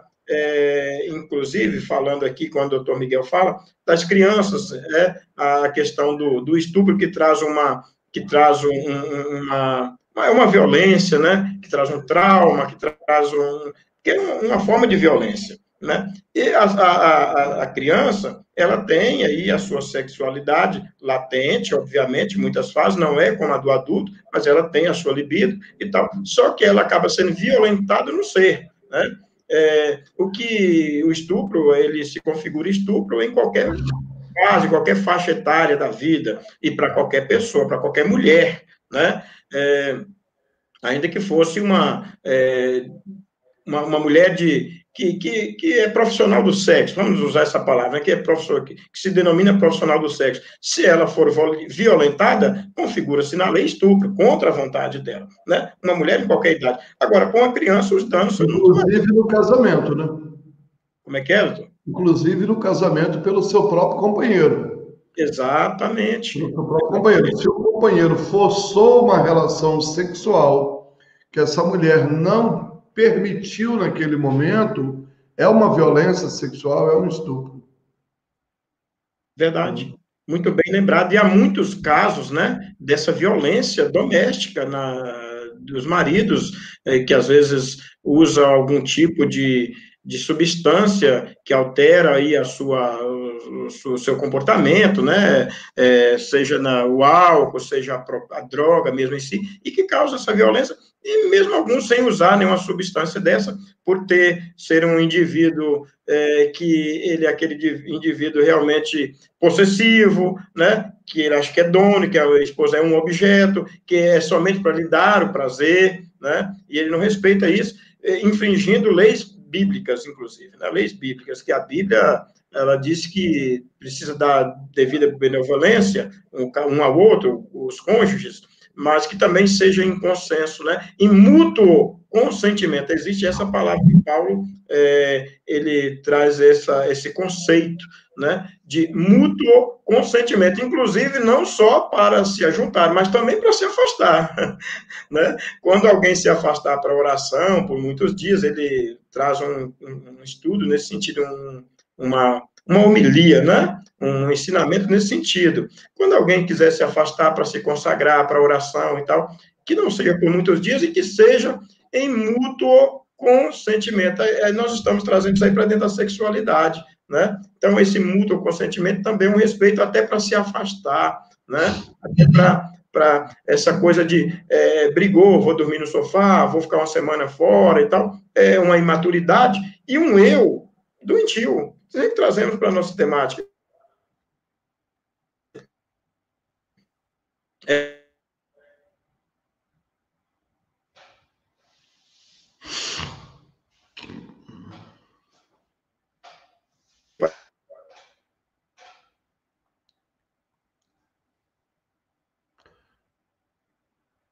Doutor Messias? Parece que está, isso, deu a dinâmica do eu na análise, né? Que dinâmica é essa do eu na análise? Por que nós devemos conhecer melhor essa dinâmica? Por que devemos conhecer melhor para fazer esse ajustamento entre o eu e o supereu, né? Ou o ego e o superego, né? O id, que também é chamado de o isso, né? Na segunda tópica, e também para os lacanianos, mas essa dinâmica do eu na análise, se nós podemos aqui abordar um pouco, só fica à vontade para conduzir aí, tá? Não, é engraçado que você, na verdade, eu vejo muito essa coisa da realização, né, da realização no outro. Então, eu estou sempre buscando a minha realização no outro. Eu estou sempre buscando que o outro me aprove, que o olhar do outro me sancione. Eu estou sempre buscando fazer algo para que o outro alcance. Sim. Buscando realizar algo para que eu alcance o outro. Então, essa projeção do ser, né? Nós temos aí o que? Um ser, na verdade, que o tempo todo ele se projeta, o tempo todo ele busca, né? Ele busca essa aprovação, ele busca essa realização, esse se encontrar no outro, né? E interessante que o Luciano acabou o atendimento agora e já está chegando por aqui já. Que bacana, então deixa ele falar agora. Deixa eu só adicioná-lo. Agora o senhor passa O Luciano Moreira é psicólogo da infância protegida, formado pela UFMG, Universidade Federal de Minas Gerais, né? Estava em atendimento até agora, inclusive, né, lá na infância protegida, e garrou um pouquinho, já está conosco. Luciano é um filho querido, pastor Messias. É um filho querido, é um menino amado, com muito conhecimento. Luciano, bom, você chegou por aqui agora, nós estávamos exatamente falando sobre essa realização que eu estou sempre procurando no outro, né? Essa coisa de que eu preciso, de alguma forma, da aprovação do outro. Nós temos ali Jacques Lacan, né, que fala dessa relação do espelho, né? Esse eu, o outro eu e aquele outro eu que eu espero da aprovação dele. Mas, literalmente, eu gostaria que você trouxesse uma visão dentro da psicologia como um todo, né? Porque aqui são 2 psicanalistas, né? E constelador familiar sistêmico, e você, como psicólogo, né? Como que se vê essa construção, apesar que a UFMG tem uma forte vertente psicanalítica, né? Inclusive, né? E nós falamos aqui, inclusive, da relação objetal, né? O doutor Messias, inclusive, abordou esse tema aí. Como que você vê essa construção da necessidade da aprovação do outro, o outro em mim, e eu me realizando no olhar do outro? Como que você vê isso? E você poderia discorrer esse assunto? Bom, primeiramente, boa noite a todos aí, muito prazer, Luciano. Apesar dos meus poucos cabelos aí, eu tenho 43 anos, tá certo? Sou psicólogo da Clínica Infância Protegida, atendo crianças, adolescentes e também adultos, tá? Bom, primeiramente, pensando a respeito dessas questões, nós não podemos deixar de esquecer que nós somos a tríade, né, psicológica, ou seja, a psicologia entende o homem como ser biopsicossocial, ou seja, a questão biológica, o corpo e as suas patologias, a questão psíquica, né, um pouco aí dividido, né, com a psiquiatria e a psicologia também dentro dessa condição, e essa condição, fechando essas questões, a questão social, ou seja, o ser humano é um ser social, um ser que precisa de um outro para dizer o que ele é, porque sozinho eu empobreço, sozinho eu fico limitado, e aprendemos em todo o tempo, né? E o meu atendimento, no meu trabalho com as crianças, é muito interessante isso, como a criança replica de forma aleatória e de forma, assim, bem repetitiva aquilo que os pais fazem. Ou seja, muitas das vezes precisamos fazer intervenções não simplesmente em relação à criança, mas em relação aos próprios pais. Por quê? Essa questão pela qual a criança está sempre aprendendo. E ela aprende por imitação, repetição e observação. E ela aprende tudo, até aquilo que ela necessariamente não aprende, não precisa aprender. Então, e tudo isso de forma consciente e de forma inconsciente, ou pensando cognitivamente, em tudo, em todo momento, nós estamos aprendendo e criando memórias a partir dessas condições. E por conta dessa condição de depender ou de copiar o outro, e a internet, né, está aí mais do que nunca propagando o conhecimento, eu quero ser sempre um outro, aí cai numa questão que muitas vezes precisamos trabalhar na terapia. Essa é a questão exatamente dessa condição, dessa constituição dessa identidade, desse outro eu, desse eu pelo qual há em mim, mas que eu encontro perdido no outro. Então, essa dissociação é muito complicada, porque a pessoa se encontra perdida em si mesma, e ela precisa refazer esse caminho, de que ela pode e tem muitas coisas do outro, mas que funciona para o outro, mas não funciona para a própria vida. Aí esse, muitas das vezes, é um grande choque dentro da terapia, ela se descobrir dentro desse outro eu que não é ela, mas que ela precisa se refazer com ela mesma. Deu para entender um pouquinho, ô Miguel? Sim. Inclusive, essa forma dessa visão, né?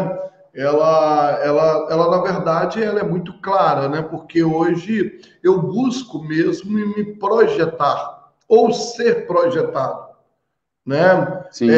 Bom, voltando a essa ideia da projeção, né? Uhum. Por que eu vou escolher alguém que, na verdade, me aceita?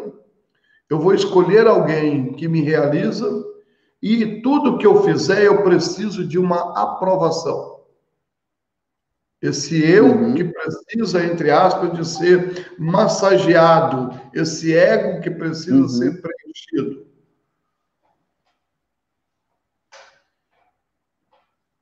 Sim, essa condição de aprovação, ela perpassa um pouco dentro dessa condição da pessoa se entender como o outro diferente de mim. Esse outro diferente de mim, ele precisa ser trabalhado. E como isso é trabalhado?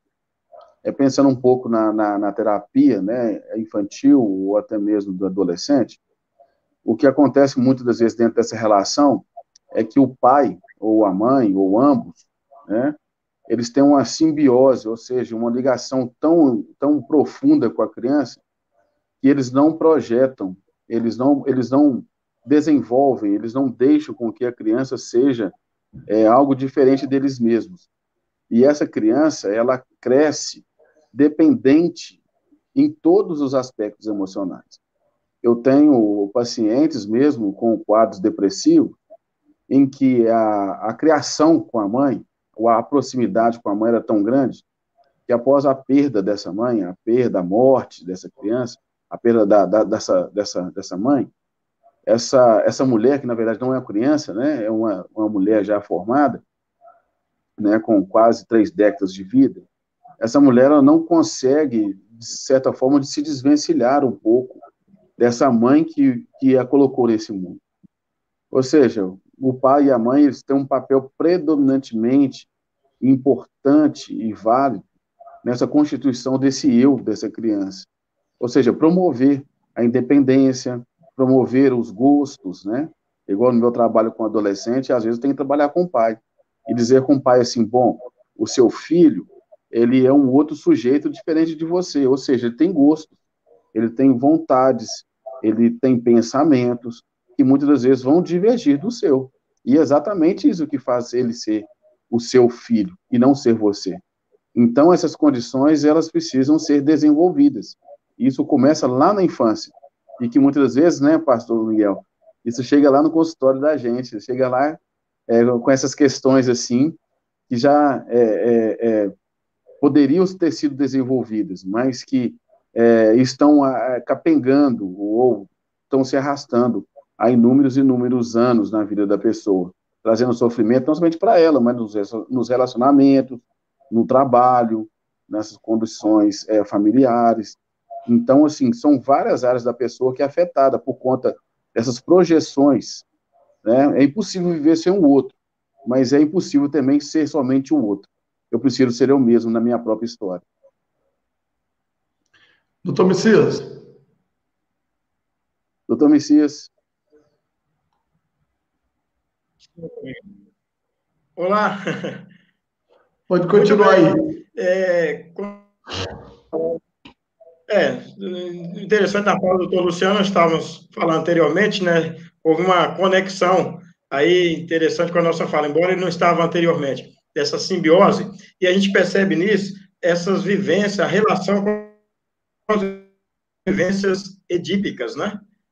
Está sempre presente. Isso. O Édipo, nós não entramos nesse particular do Édipo, mas há essa demanda, né, do Édipo presente. Essa relação. Então, quando o pai objeta, os pais objetam sobre os filhos, e a demanda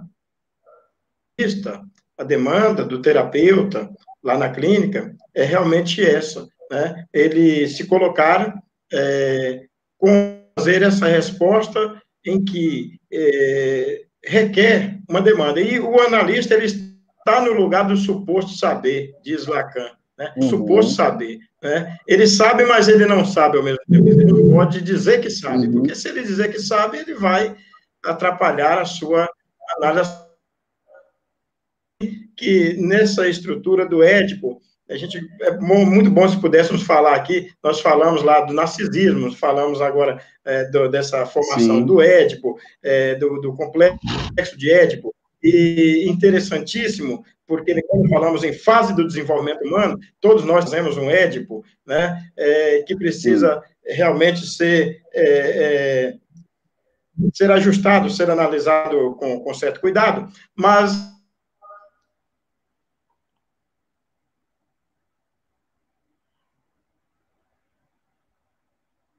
projetando, né, como só porque há uma falha ali, né, uma fase, uma mãe falha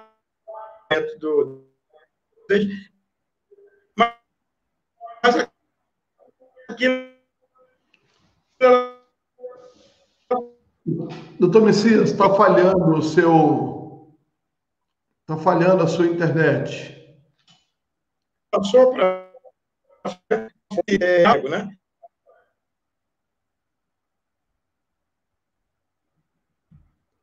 Bom, a internet do Dr. Messias está falhando. Ah, ok, voltou. Voltou agora, estava falhando muito.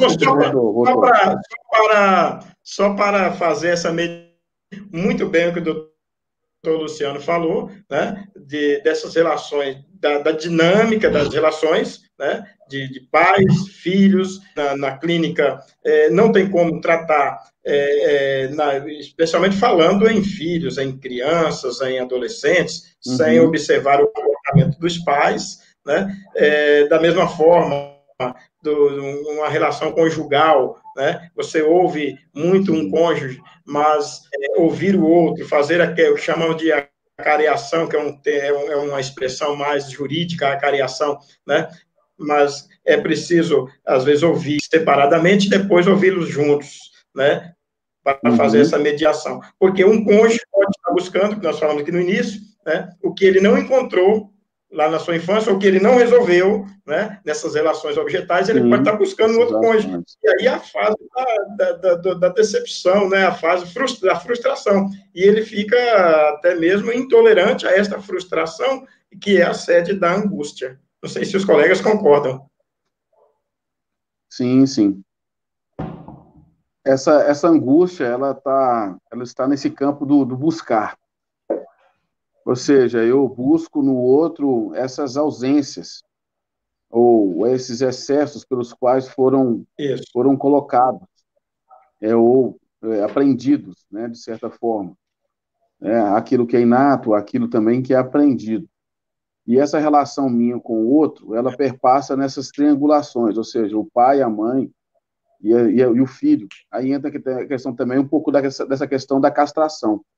Né? Vocês, como psicanalistas, né, mais do que nunca, a minha base lá na UFMG, ela foi praticamente uma base muito forte, psicanalítica, né, tanto na parte teórica quanto na parte prática, mas a castração, ela entra exatamente nessa ruptura, em que o outro, né, se coloca como impeditivo daquilo que eu quero ser. Né? Então, exatamente. Assim, quando essa condição ela não é, de certa forma, elaborada, de trabalhada de uma forma contundente e perspicaz, né, pelos pais ali, essa criança ela vai carregando isso. Aí entra essa questão do narcisismo, ou seja, essas questões aí que muitas das vezes estamos, né, eu dentro da minha clínica, atendendo várias mulheres, essas mulheres dentro dessas condições aí que não foram trabalhadas na infância, essas mulheres buscando esse amor perdido pelo pai, o amor perdido pelo pai, elas se propiciam ou se colocam em relações muito tóxicas, né, dependências emocionais, buscando tudo isso que não teve com esse pai. Esse amor perdido, essa relação que não foi estabelecida, porque não teve esse pai ou que teve uma mãe que não fez essa transição para com ela.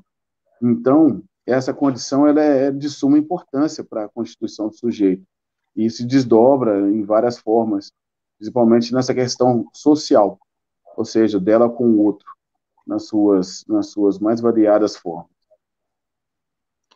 É interessante que... E volta aquela ideia inicial, doutor Miguel. Oi? Volta aquela ideia que o sujeito ele só pode se constituir a partir da referência do outro. Né? Se o desejo dele é constituído, o desejo dele vai ser constituído a partir através do outro. Né?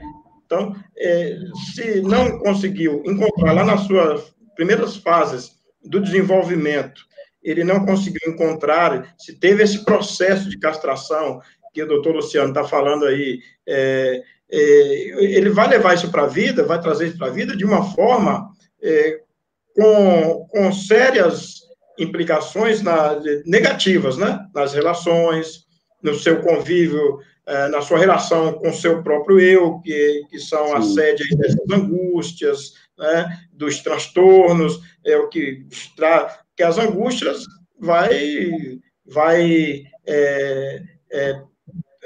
desencadear a ansiedade e tantos outros transtornos. E essa sede dessa relação, dessa formação desse ego, desse eu, que ficou essas falhas. Lamentavelmente, nós encontramos a demanda na clínica. E pessoas que estão vivendo de uma forma muito... É interessante nós falando isso aqui, porque as pessoas pensam assim, por que fazer terapia? Para que fazer análise? E a explicação está tudo... uma coisa parece tão subjetiva, para que eu não sou louco, uso essa expressão, né? E um impeditivo para curar, né? E, na verdade, é uma resistência, né? Uma resistência do próprio ego, né? Porque ele não concebe, ele não está bem, e ele entra nessa resistência. Mas quando ele vai buscar, ele vai resolver resolver em grande parte, porque ele, entendendo a si próprio, ele vai poder entender o outro. Interessante que essa exigência de que o outro, que tem que que é um déficit que a pessoa tem, que na verdade, uma demanda não atendida que ele teve ou não bem resolvida, ele vai procurar no outro e ele nunca se encontra, porque ele exige que o outro lhe faça, mas quando ele não está preparado. Então, quando ele faz análise, quando ele faz uma boa terapia, que ele conhece, né, quando nós conhecemos o que acontece com a gente, fica mais fácil lidar com o outro. Né? Então, essa é a condição das pessoas. Sim. E evitar essas doenças orgânicas, que nós já estamos sempre falando dessa interação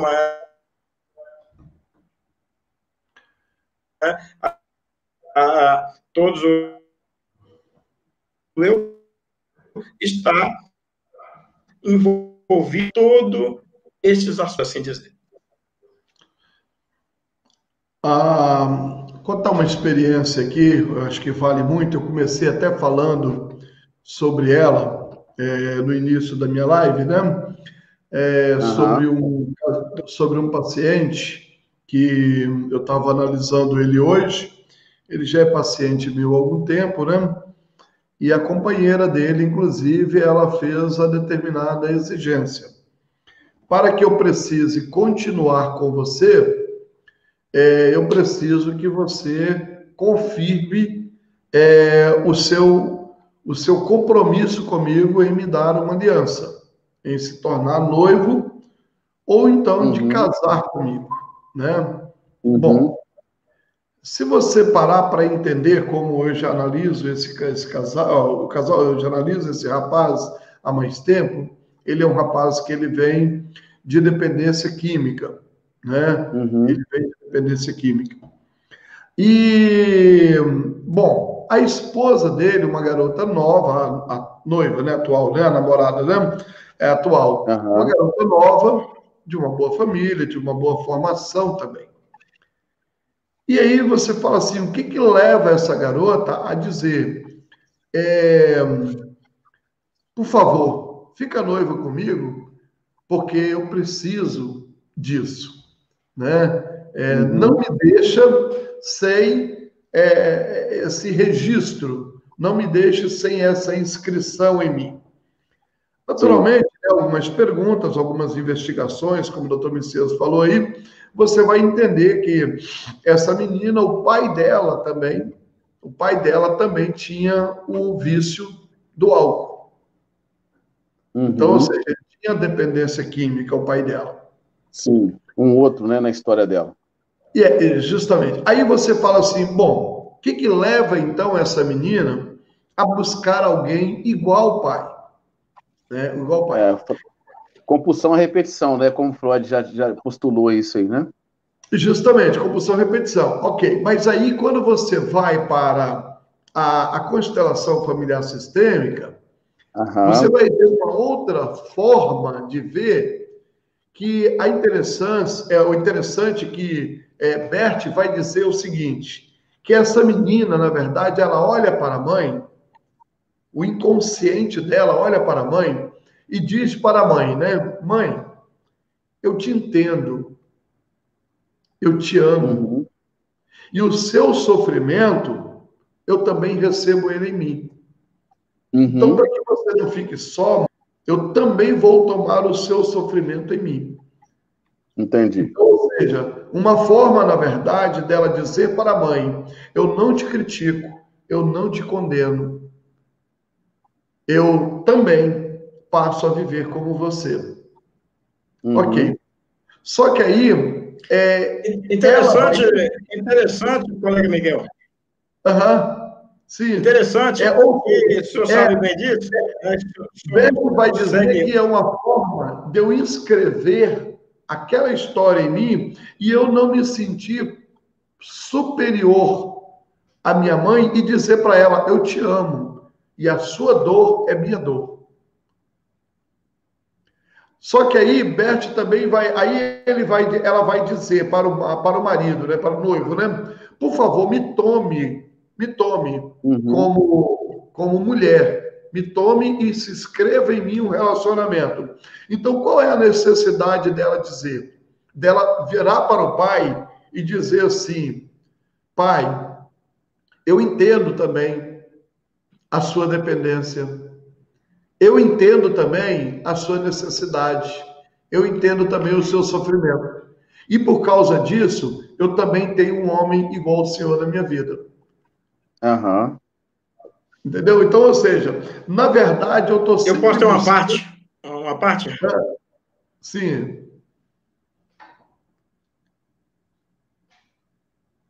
Messias, está falhando o seu. Nós não estamos te ouvindo.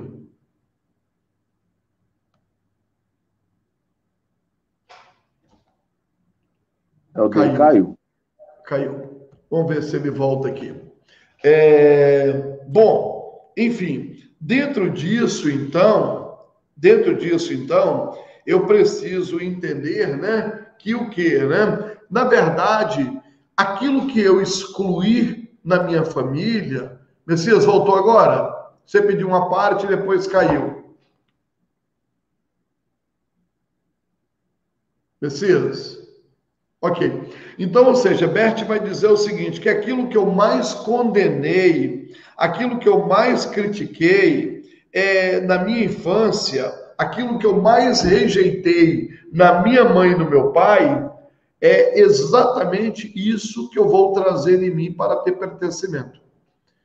Então, é interessante demais os pais entenderem esse amor pelos filhos e trazerem essa transferência para os filhos de maneira leve, essa consciência de maneira leve. Né? Doutor Messias, ficou travado aí o seu áudio até agora, mas pode falar. Ok, dá para ouvir agora? Agora está perfeito. Ouvir agora aí? Sim, agora está bom agora. Está ouvindo? Sim. Sim. Tá ótimo. Então, deixa eu pegar a bola aqui um pouquinho. Me passe a bola aí. Muito bem. Os colegas estavam falando desse outro. E eu estava pensando aqui que Lacan ele trata do grande outro. O outro que me possui. Né? Quem é o outro que me possui? Né? Esse outro que me possui, ele não paga o aluguel da casa. Sim. Mas ele dorme junto comigo. ele está ali junto a todo tempo comigo, ele gasta comigo, mas ele não paga nada, porém é o outro, né? E nesse outro que possui, é exatamente essa, né? Esse eu, essa projeção, muitas vezes, que não houve uma boa configuração, ou talvez um ajustamento desse ego, né? Mas ele continua. E mesmo as pessoas que estão no processo evolutivo de conhecimento, de autoconhecimento, né? De autoconhecimento, que é a nossa proposta, ainda assim, nós continuamos com esse outro que o possui. Quantas vezes, né? Quantas vezes? Esse outro que possui é o ego, é o eu, o super-eu, como quiser chamar, mas nos indivíduos que demonstram alguma psicose, que é borderline, ou que é esquizofrênico, esse eu ele é muito mais sério, porque ele deixa de ser um eu para ser um eu que domina, né? É um eu que toma a personalidade do indivíduo. Nós temos esse outro que nos possui, mas nós o dominamos em grande parte, né? Nós o dominamos. Sim, sim. Agora, essa pessoa que tem algum transtorno mais sério, ele não consegue ter o domínio desse outro. E esse outro ele é muito forte. Então, é o grande outro que trata Lacan. Vou dar bola para os colegas aí. Muito obrigado. Ok, você falou aí a respeito dos comportamentos de neurose, de psicose e de perversão, né? Na verdade, falamos inicialmente. Neurótico, né? Todos nós temos as nossas neuroses, todos nós somos e precisamos da neurose. O psicótico, na verdade, é aquele que ele vai ter esse narcisismo total nele e ele não vai reconhecer, né, Luciano? Ele não reconhece, né? Já o perverso, ele reconhece, mas mesmo assim ele continua sofrendo. Ele reconhece e continua repetindo esse comportamento, né?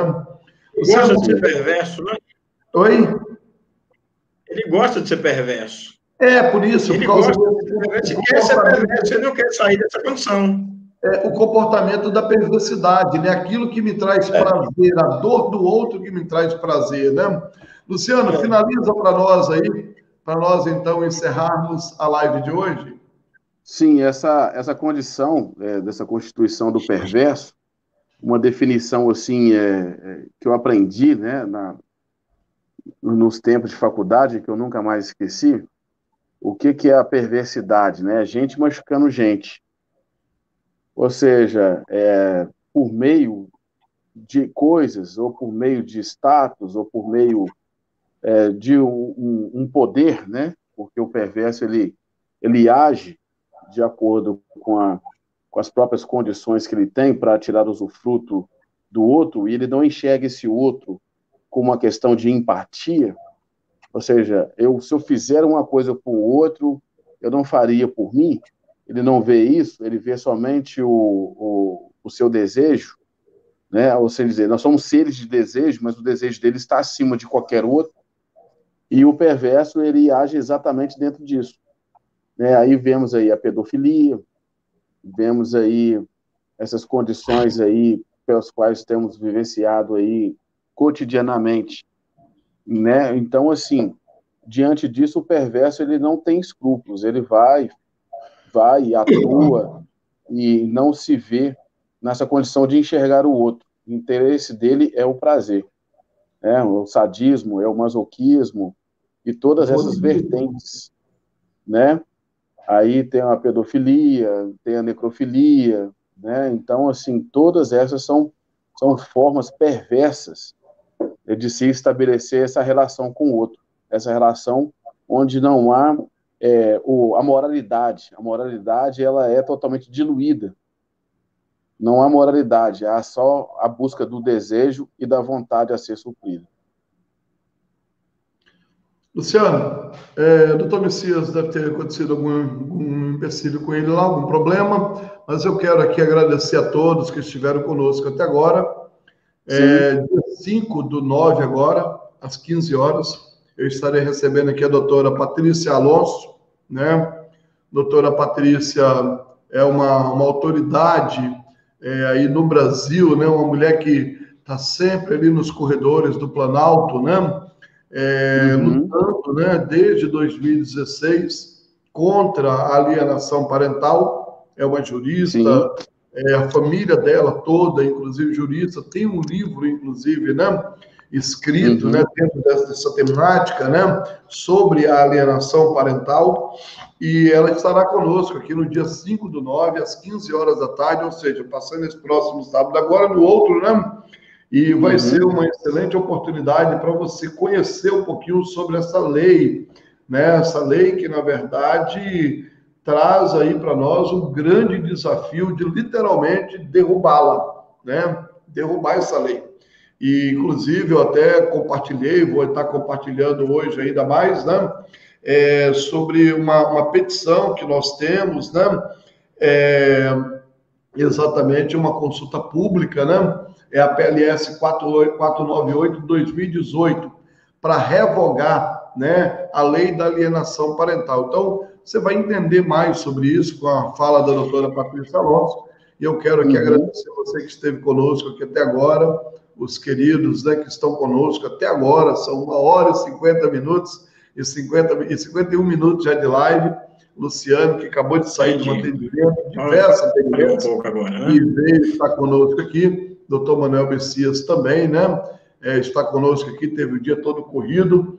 E, enfim, eu agradeço a todos os queridos que estão conosco. Luciano, suas considerações finais e depois, doutor Manuel Messias, para nós finalizarmos. Bom, primeiramente, eu gostaria de agradecer a oportunidade, apesar do pouco tempo, acredito que foi muito doutor Miguel, interessante. muito obrigado aí por estarmos juntos, tratando desse assunto,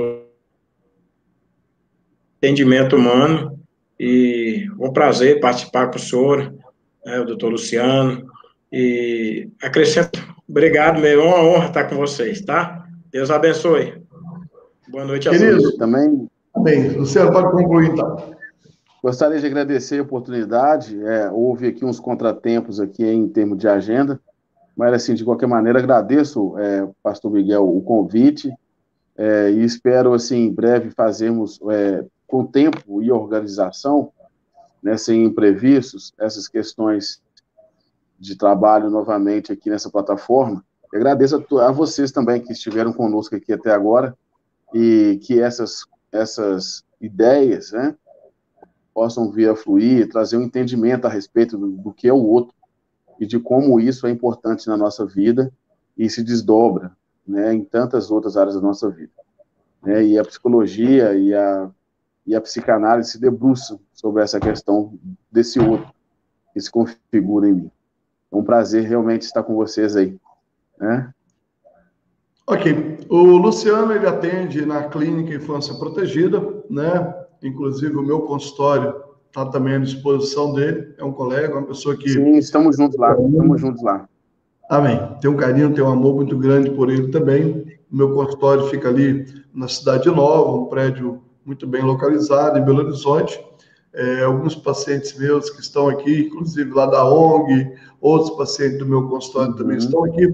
Dr. Manuel Messias, né, ele é presidente da APSIC, né, Associação Psicanalítica Capixaba. Então, você que é um psicanalista, né, você que ainda não está filiado a uma associação de psicanálise, entre em contato aqui com o Dr. Manuel Messias, tenho certeza que você será muito bem amparado pela Associação de Psicanálise, que ele é diretor aí, presidente, né, e também diretor do Núcleo de Estudo e Pesquisas, né, em Psicanálise, também aqui no Espírito Santo. Com curso de psicanálise, se você quiser fazer curso de psicanálise à distância, está aí uma excelente oportunidade para você, com preços acessíveis, porém, isso não significa que não tem qualidade, muito pelo contrário, com professores de alto gabarito, uma equipe muito bem formada. Ok? Gente, muito obrigado, boa noite a todos, beijo no coração.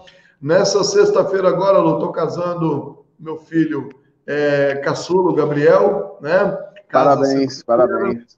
Bacana, casa sexta-feira. Minha mamãe está recuperando de uma cirurgia no coração, colocou o marca-passo. Eu vim aqui para o Espírito Santo. Hoje, inclusive, eu estive com ela na clínica. Ela já fez ali os exames pós-operatório, está bem. Ela tinha sofrido uma complicação, uns hematomas, né?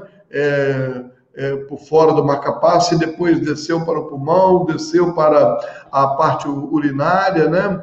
Da bexiga, mas graças a Deus já está livre. Eu estou curtindo ela aqui esses dias, está muito gostoso, né? E aproveitando, então, ficando para o casamento do filhão, mas domingo já estou retornando a Belo Horizonte, estamos juntos aí, tá bom? Meus queridos, obrigado até que você que esteve aqui conosco até agora. Beijo na Renata, Luciano. Fica com Deus. Um abraço aí na toda a família. Ok, querido, obrigado. Até mais.